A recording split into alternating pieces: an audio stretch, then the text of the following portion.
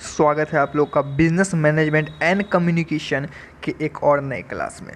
तो हम जो आपका सेमेस्टर 1 का बिजनेस मैनेजमेंट है एंड कम्युनिकेशन क्वेश्चन नंबर 8 देख रहे हैं। ठीक है, इससे पहले के क्वेश्चन हमने करा दिए हैं। साइंटिफिक मेथड मैंने इससे पहले की वीडियो में बताया है, प्रिंसिपल ऑफ साइंटिफिक मेथड में बताया है, तो जाके देख लीजिएगा। मैं यहाँ फिर से नहीं बताने बैठूंगा, ठीक है।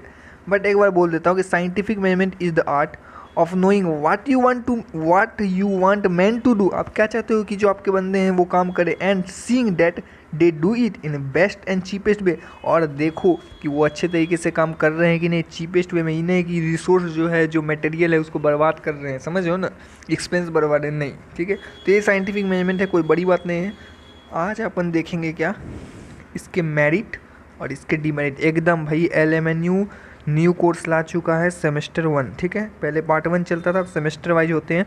एकदम 100% ये क्वेश्चन इंपॉर्टेंट है, समझ लो साइंटिफिक मैनेजमेंट के। तो आओ देखते हैं इसके। देखो भाई, यहाँ पढ़ने के फ़ी लगते हैं। क्या फ़ी लगता है सर? वीडियो को लाइक करना होगा, चैनल को सब्सक्राइब करना होगा, यही आपकी फ़ी है। ठीक है, और दोस्तों तक शेयर कीजिए और टेलीग्राम चैनल ज्वाइन कर लीजिए। ग्रुप और लिंक दोनों का डिस्क्रिप्शन में दिया है लिंक। ठीक है, आइए, यही हमारी फ़ी होगी। तो merit of scientific management,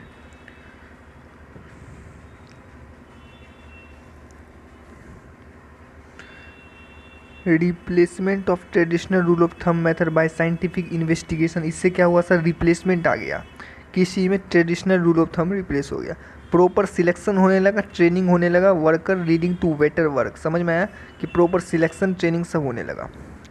then establish of harmonious relationship between worker and management के बीच में जो है रिलेशनशिप, हारमोनियस रिलेशनशिप क्या हो गया? इस्टेब्लिश होने लगे। ठीक है, स्टैंडर्डाइजेशन भैया, standardization of tools, equipment, material, इन सब का क्या हुआ? जिससे क्या हुआ सर? वर्क जो है इंक्रीज इफिशियंसी हो गया। इफिशियंसी, जो काम करने की जो क्षमता है वो इंक्रीज हो गई, क्योंकि भाई टूल्स अपग्रेड किए गए, इक्विपमेंट अपग्रेड किए गए, मटेरियल हुआ, तो इससे क्या हुआ? आपका जो इफिशियंसी हो गया, इंक्रीज हो गया वर्क का। ठीक है, next better utilisation of various resource and elimination of waste. भैया यूटिलाइज करने लगे हम, जो रिसोर्स है हमारे पास उससे यूटिलाइज होने लगे, और जो वेस्ट होते थे ना उससे इलिमिनेशन, मतलब रोक लगा दी गई, कम होने लगे। समझे, वेस्ट नहीं होता है, अब रिसोर्स को हम लोग क्या करने लगे? यूटिलाइज करने लगे।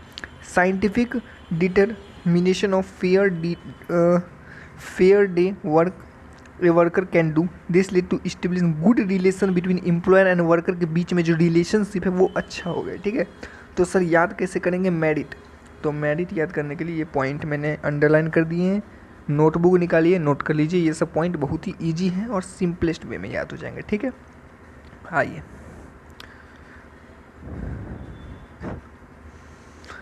सर, साइंटिफिक मैनेजमेंट के आने से क्या हुआ कि opportunity for training and development increase हो गए। भाई वर्कर का फ़ायदा हुआ ना कि उन्हें ट्रेनिंग मिलने लगी, उनकी जो स्किल को इंक्रीज करने के लिए। बेटर वर्किंग कंडीशन हो गए, initiative wages to higher production. समझ हो ना, less fatigue in work because application of scientific management, better working condition मिला। ठीक है, good health for worker, tools भी दिए गए। सोसाइटी के लिए क्या फ़ायदा हुआ सर? वही बेटर क्वालिटी का प्रोडक्ट आपको मिलने लगा सस्ते दामों पे। ये इससे सोसाइटी का फ़ायदा हुआ ना कि भाई सस्ते दाम में अच्छी क्वालिटी का गुड्स मिल रहा है। इंक्रीज प्रोडक्टिविटी बढ़ गई कंट्री में।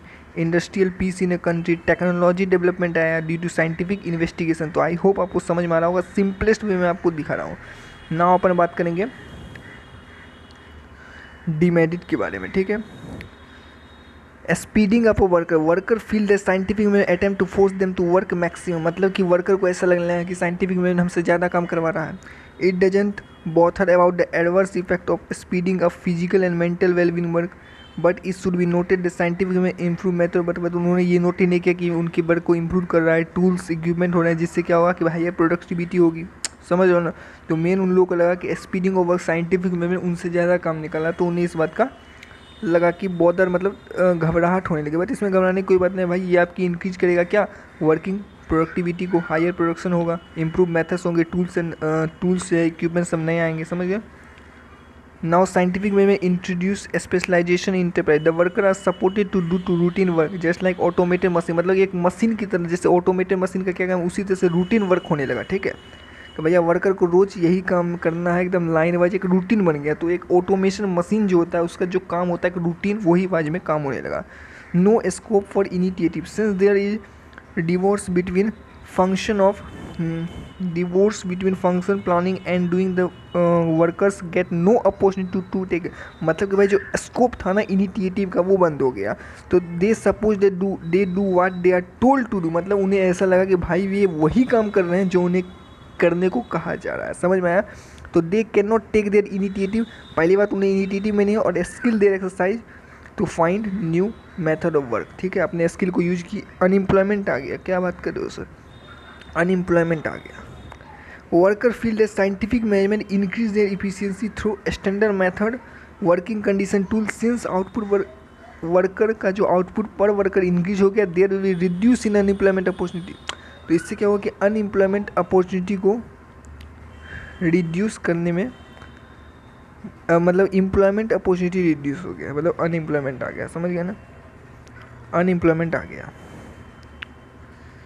वर्कर को एक्सप्लॉयटेशन पढ़ लीजिएगा, कोई दिक्कत की बात नहीं। वीकनिंग इन यूनियन ट्रेड क्या बोलता है? Scientific management advocate harmony in organization, it discourage dispute over the distribution of gain from increase productivity, this is the way we can the trade.